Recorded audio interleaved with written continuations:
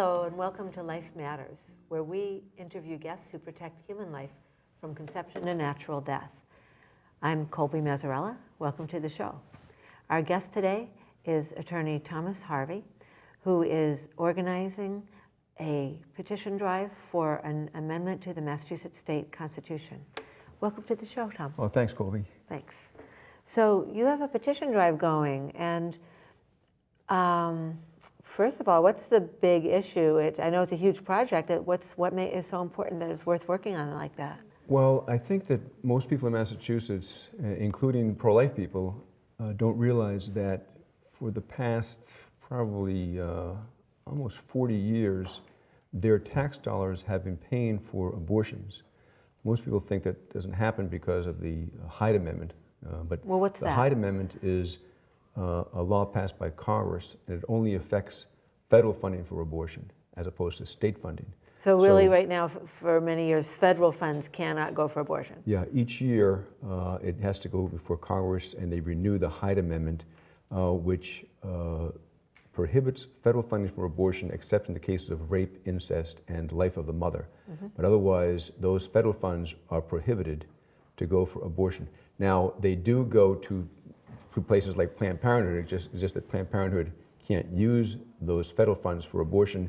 They use them for other purposes, and that frees up money to use for abortion. So since money is fungible, I think it has a limited effect. In other words, Planned Parenthood has a certain amount of money from other sources, and they say, well, we'll use that money for abortion because we have the federal money for other expenses. Exactly. Yeah. But in Massachusetts, what has been happening is for indigent women, poor women, they can go to a place like Planned Parenthood or any abortion clinic and get abortions essentially for free to be paid for by the Massachusetts tax dollars. So that has been going on for many, many years. And in 1981, the Supreme Judicial Court found that not only is abortion in Massachusetts a fundamental right, but that also it's a constitutional right that it be publicly funded. Wow, so that's really different from the federal Constitution. Exactly. That says you have a right to choose, but not a right to have your abortion paid for by the taxpayer. Exactly. Federally. But we have it here in Massachusetts. And I think a lot of people don't realize that. And I think one of the reasons they don't realize that is because they've made it a constitutional right and not a matter for the legislature. So that you can't go to your state legislator and say, hey, look, I don't like the fact that my tax dollar is being paid for abortions. I'm morally opposed to that, or whatever, or just on fiscal reasons, I'm opposed to that. Because the legislator could go back to you and say, there's nothing I can do about it. This is a state constitutional right. In order for you to change that, you have to change the state constitution. So that's what this petition is all about. And changing the state constitution is not an easy thing to do, but there's no, as I see it, there's really no way around it. We've got to, if we want to make progress on the abortion issue and in Massachusetts, I think the first step is to go after the funding, and to go after the funding, you have to amend the state constitution. So that's what this project is all about. Okay, so your amendment, I remember, was very short and sweet. You want to read us the few words of it? The wording is, nothing in this constitution requires the public funding of abortion. Very short, plain and simple.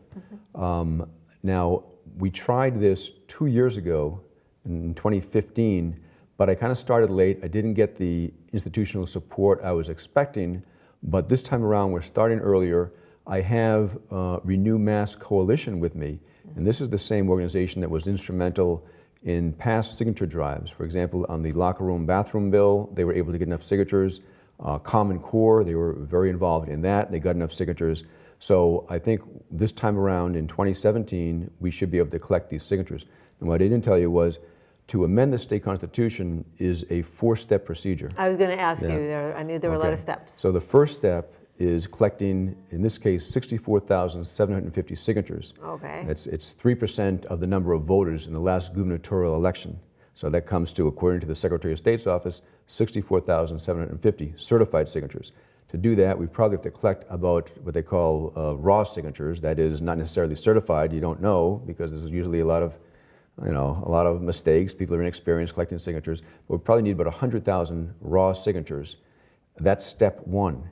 If we get that, the next step is it gets forwarded to the state legislature, and they have to get 1/4 in joint session. One-quarter vote? A 1/4 vote. So there are 200 state legislators when you combine the state reps, the House, and the Senate, and we have to get 50 votes out of the 200. The third step is a 4-step procedure. The third step, it goes back to the legislature, to the next elected legislature. So there'll be an election in the fall of 2018. When that legislature, after it's elected, they will have the opportunity to vote on this again, assuming it meets the first 2 steps. And again, we need 1/4 of the votes. And then finally, looks like the fall of 2020, this will go on the ballot, and a majority vote is needed. Wow, it's a long process. It's a long process, a difficult process. And it's really only a small step. All it's going to do is say it's no longer a constitutional right. It's not going to stop public funding of abortion in Massachusetts, at least right away. But at least now if we succeed with this, now it's a legislative issue, okay? And without that, I think that abortion, the opponents of abortion really can't make much progress politically in this state. So 4 steps, 64,000 signatures gathered one by one. Well, we gathered 100,000 in order to get 64 that check out perfectly. Then 1/4 of the legislature, and then 2 years later, 1/4 of the legislature? Well, the next elected legislature, so it doesn't have to be 2 years later, but it would be, a good time span. So it would be after the, So the idea is to collect the signatures in the fall of 2017, this year, and then it gets laid before the legislature in May of 2018, where theoretically they should vote on it then, but they can postpone it. But that a legislature that is elected in 2016 must vote on it prior to their termination when the next group gets elected. Right. So the next group will get elected in the fall of 2018, and let's see, the 2016 legislature ends their session in January of 2019, and the new legislature then votes on this, and it's supposed to go, as far as I can recall, to the fall of 2020. It goes. This is all under the state constitution, and this is called the initiative petition to amend the constitution, and it would go actually to the next statewide election, which, unless there's a special election, which is always possible, it will go on the fall of 2020. Now, it could be a special election, for example, if a state senator, rather a U.S. senator, should resign. Well, they may have to hold a special election that would be statewide, but most likely it would be the fall of 2020.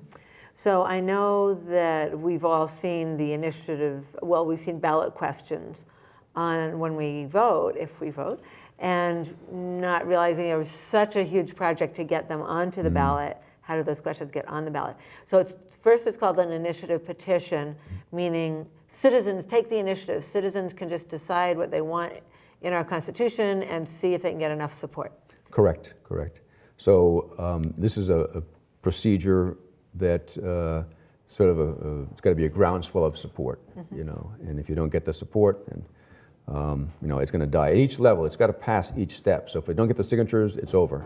If you do get the signatures, the other thing is, there could be a legal challenge. So for example, last time around, this Common Core, they went out and got the signatures, and then there was a legal challenge, and the Supreme Judicial Court threw it out. So I think, though, the wording of that was pretty long, and I think one of the issues was whether it was addressing 2 different issues, which the Constitution doesn't allow.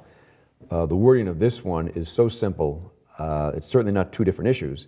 So again, it's nothing in this Constitution requires the public funding of abortion. Very short, very simple, plain. Now, last time around, Planned Parenthood did challenge it, and probably would have sued had I gotten the signatures. But their challenge, they don't sue me or the people running this. They would sue the Attorney General's office because for letting you have it. Exactly. The wording must be approved by the Attorney General's office, and last time the wording was approved. So the sole decision is this in compliance with the state constitution, which the requirements are. There are certain areas, for example, like judicial districts. They can't overturn what a judge has decided or what the legislators decide as far as judicial districts. So we don't have anything like that Nothing like that your here. project now? No. It Good. should be pretty simple. Yeah, I guess the Constitution of Massachusetts was written to allow citizens to do things on their own, Massachusetts being the revolutionary, democracy idea that people could just have an amendment, but they have to prove there's so many people on board. Right. Right. So I actually, not every state has that. I guess California has an enormous number of ballot questions. Yeah, I mean, I think it's correct if you're going to change the state constitution, it should be difficult. So I have no gripe there. I mean, it's unfortunate that the Supreme Judicial Court came down with this ruling. The word abortion is not in the Constitution, yet somehow back in 1981, it found that they called it abortion being a fundamental right, and it's broader than the right under the U.S. Constitution. And not only that, but the Constitution requires the public funding of abortion. So, a fundamental right to have your abortion paid by the taxpayer. Right. And For indigent women. That might be the only state that has it. I'm not sure of that. I think there are some others. Well, there's some other states certainly that under their state constitution they have abortion, but I don't know about the funding. It's a good point. The funding, yeah. Yeah. So sort of the funding is one step beyond. Yeah, it's just another level. Take it to a higher level. Right. So, what are some issues involved with having state funding of abortion? What changes in society when the state is funding the abortions? Well, I'm not sure. I think that in this case, I think it's disproportionate. The minority population is affected. Certainly, I think that statistics will bear out that there are a higher percentage of minority babies, unborn babies, that are being destroyed under the present policy. So I certainly would hope everybody be against that. One thing I wanted to mention was we're going to need a large number of volunteers this fall. This is a massive project trying to collect basically 100,000 signatures, and our goal is to get 1,000 volunteers. People can sign up as a volunteer if they go to this website, www.stoptaxpayerabortion.org. And StopTaxpayerAbortion.org. There's a sign-up sheet there and you'll link to Renew Mass Coalition, and they will tell you where to go. That'll be the signature collection period is about 2 months, and it's from mid-September to mid-November in the fall of 2017. So this coming fall, for 2 months, people will be gathering signatures. Correct. Okay, interesting. You wonder about if there's some motive for saying that the state will pay for abortion for a poor woman. There'll be less poor children, fewer poor children, and saves money. I'm sure the state could look at it as an investment. If we invest a few $100s in aborting the poor child, we won't have to pay for programs later, save on all kinds of much more. They would think it's a moneymaker. Right. It's an investment, I guess. Some people look at it that way. Yeah. So I know that the issue would be in the legislature. Now, Massachusetts is a pretty liberal state. Right. How does it work then? You have considered a pro-life issue, but really all it says is the Constitution doesn't require abortions to be funded. Well, I mean, I'm hoping that not only the people in the legislature that are pro-life, but also are fiscally responsible will also, vote with us. All we need is a quarter at this point. A quarter. So, 50 out of the 200, and Representative Jim Lyons of Andover he's one of the original signers. He will be one of the signers of this petition. And I think he is sort of garnering support in the state legislature right now to get behind this. So I think he believes we have the number now, but you never know how things will work. But the first step is getting the signatures anyway. If we don't get the signatures, we're not going to get to the legislature at all. But. Right. Wow, so it's, how many volunteers do you need to get 100,000 signatures? Well, we're hoping to get 1,000 volunteers. Everybody gets 100 signatures, you're done, We got right? it, exactly. Right. So it cuts off at the end of the 2-month period, right? Yes. So you have a little deadline there. Where do you usually have people gather signatures? Well, post offices, supermarkets, churches, that type of thing. You know, wherever pro-life people gather, we try to go there as well. So, you know, there's a lot of different pro-life groups in the state. I think there's actually a lot of, there'll be a lot of support out there. There's, in my opinion, there's a lot of pro-life people in Massachusetts, maybe just not enough at this point, but it's growing all the time. And, you know, I went down to the March for Life in Washington, D.C. You see the young people. This is, you know, this is the coming wave, the pro-life movement. And 10 years ago, it was the same thing. There was so many young people. Well, they're now voting, you know, Right. so, and that's going to be continuing, you know. So around the country, they're much more advanced as far as getting state legislation passed, you know, limiting abortion. So we have to be ready here. You know, we've got to start dismantling all the rights that have been built up over the years, all these Just protections. manufacturing new rights Yeah. that didn't exist for 200 years. Right, A right. judge says, oh, here's a right I find. Right. I mean, it's sort of what they call judicial legislation. You know, the legislature, the people's representatives did not pass this law, yet here it is, and it's in the Constitution, even though it really is not in the Constitution. So we've got to try to sort of dismantle these protections that have been built. And this is, like I say, this is only a small step, but it's a necessary step. Because if Roe versus Wade gets overturned tomorrow, we're in the exact same position here. We'll still have abortions legal, and it'll still be funded by the taxpayer. So we've got to start, you know, making progress here. So if you have funding for the abortion in this state, is that a large amount of the budget? Do you know how much money we're spending on it? I don't know. It would be, actually it was in the news recently because the Governor Baker was talking about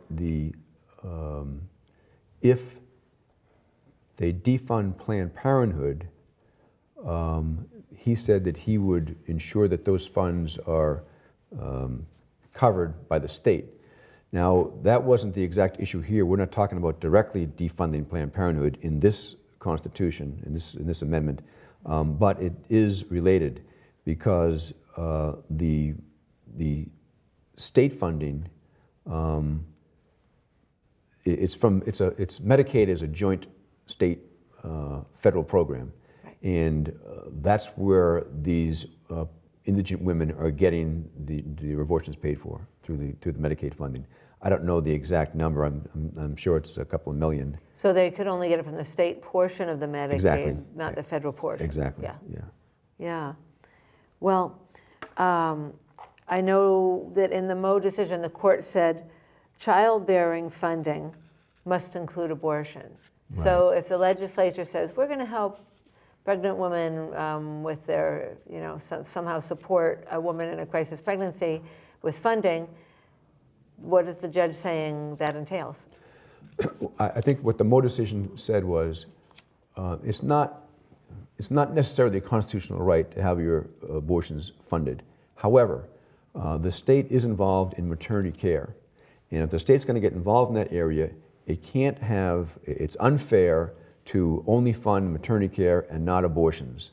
And therefore, under the due process section of the state constitution, if the state's going to get involved in maternity care, then it also must get involved in the funding of abortion. So that was the reasoning. So was Moe, I know Moe is a name for someone who wants to be anonymous. Right. So was the person called Moe saying, everybody else gets their child care, their baby delivery funded, why can't I get my abortion funded? I think essentially, yes. Yeah.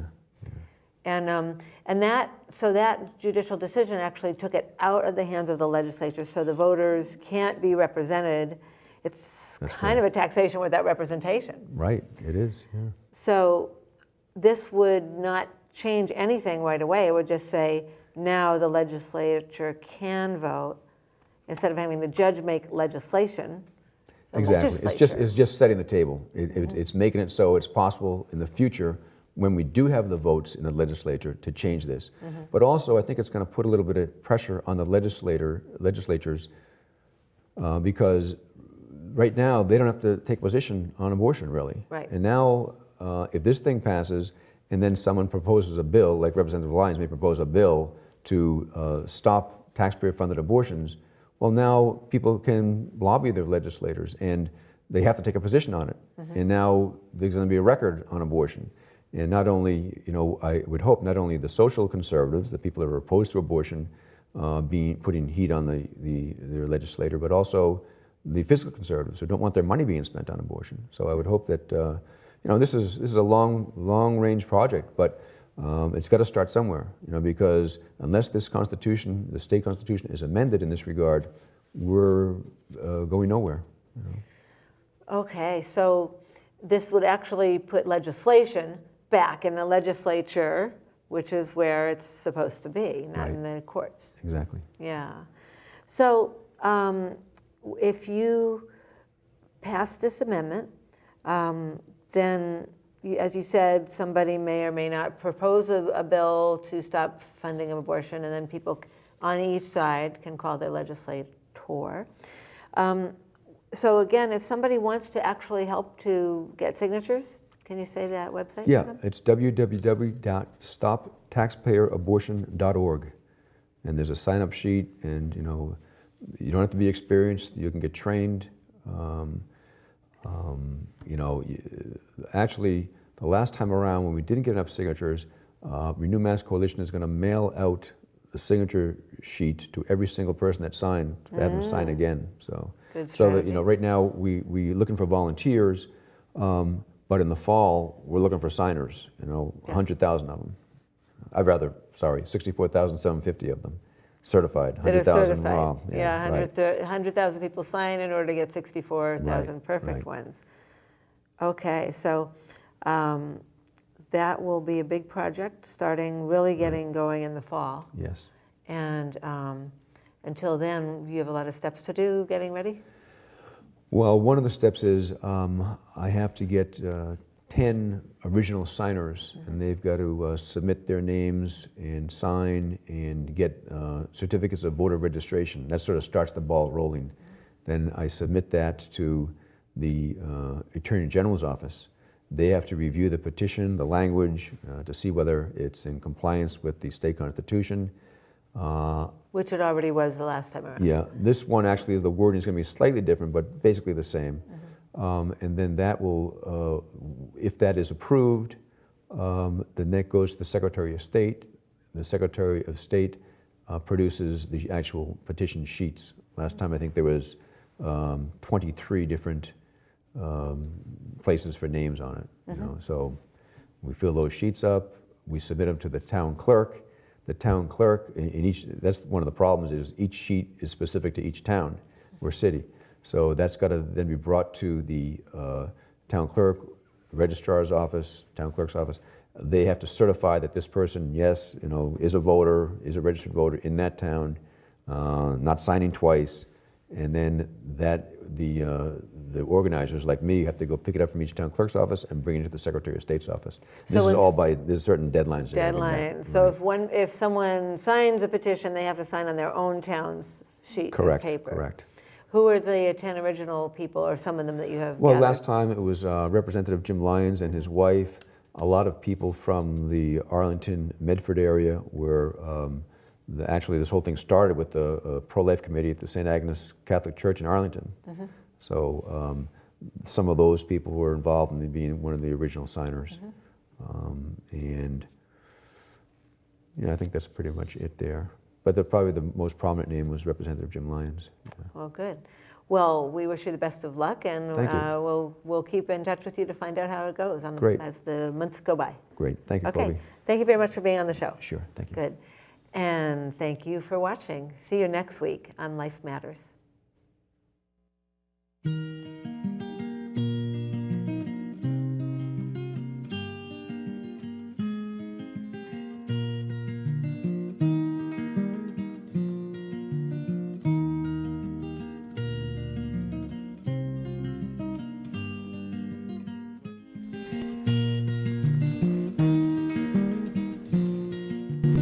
we're very fortunate today to have Alex Schattenberg in-house.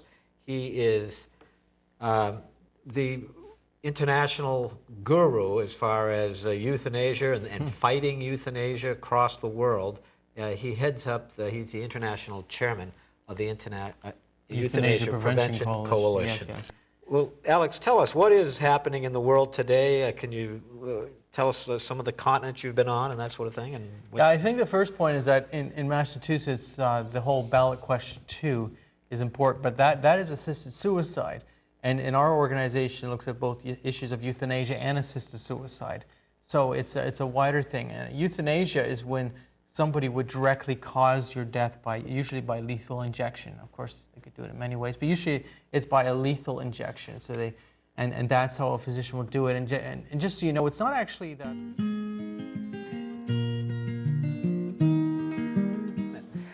Today we're going to take a look at another area where we believe there's media bias, and that has to do with producing movies, particularly pro-life movies versus, say, a pro-abortion movie. And how is it treated by the Hollywood crowd? How is it treated by, let's say, the New York Times and that sort of thing?